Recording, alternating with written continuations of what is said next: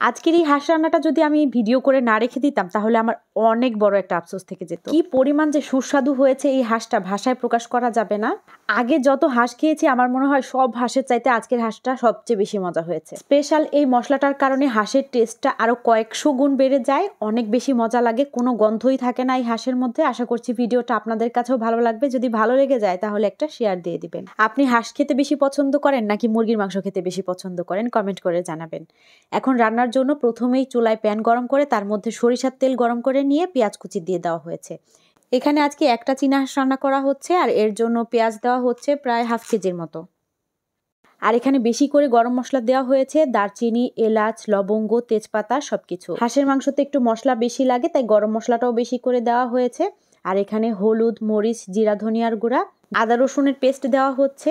আর এখানে আদা রসুন বাটার সময় একটু জিরাও দিয়েছে। কাঁচা জিরা এভাবে আদা রসুনের সাথে বেটে দিলে রান্না অনেক বেশি সুস্বাদু হয়।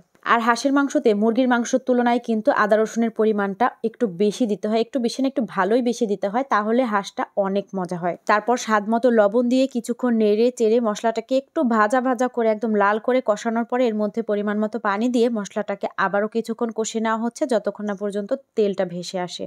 তেলটা ভেসে ওঠার পরে কেটে বেছে ধুয়ে একদম পরিষ্কার করে রাখা হাঁসের মাংসগুলো দিয়ে দেওয়া হলো। তারপর মশলার সাথে একটু নেড়ে চেড়ে মিশিয়ে দেওয়ার পর চুলার আঁচটা বাড়িয়ে রেখে ঢাকনা দিয়ে ঢেকে এটাকে নেড়ে চেড়ে কষানো হচ্ছে। ঢাকনা দিয়ে ঢেকে কিছুক্ষণ রাখার পরে আবারও ঢাকনা খুলে নেড়ে চেড়ে কষিয়ে আবারও ঢাকনা দিয়ে ঢেকে এভাবে একদম বাড়তি পানিটুকু শুকিয়ে যাওয়া পর্যন্ত হাঁসের মাংসগুলোকে কষানো হচ্ছে। আর হ্যাঁ, আজকের এই হাঁসটা কিন্তু আমার মা রান্না করছে। আমার মায়ের হাতের হাঁসের মাংস আলহামদুলিল্লাহ অনেক মজা হয়, যে একবার খায় সারা জীবন মনে রাখে। আর মাকে রান্নায় হেল্প করছে আমার দুই ভাবি। মা কিছু রান্না করলে সবসময় ভাবিরা হেল্প করে, এই জিনিসটা আমার কাছে অনেক বেশি ভালো লাগে। আমার দুইটা ভাবি আলহামদুলিল্লাহ অনেক বেশি সাপোর্টিভ। জয়েন্ট ফ্যামিলিতে কিন্তু অনেক বেশি মজা আনন্দ হয়, স্পেশালি বিভিন্ন ধরনের রান্না করার সময়। রান্নার সময় এক একটা কাজ এক একজন করে ফেললে দেখা যায় কাজটা অনেক বেশি সহজ হয়ে যায়।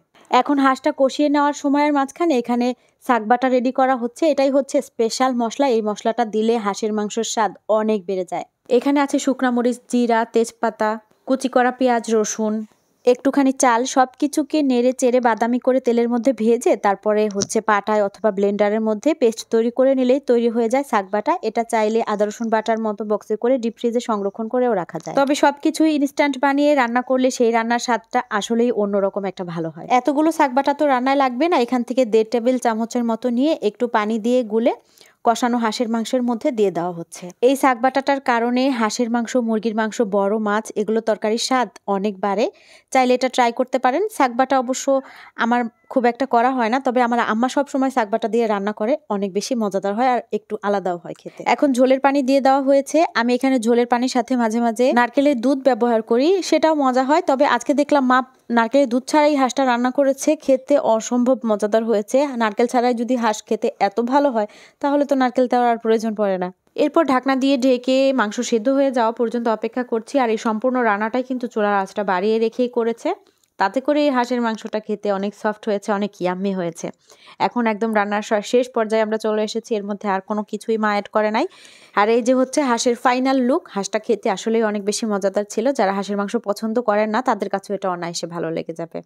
তো আশা করছি আমাদের আজকের এই ভিডিওটা আপনার কাছে ভালো লেগেছে। ভিডিও ভালো লাগলে লাইক, কমেন্ট, শেয়ারের পাশাপাশি পেজটা ফলো দিয়ে দিবেন। আসসালামু আলাইকুম।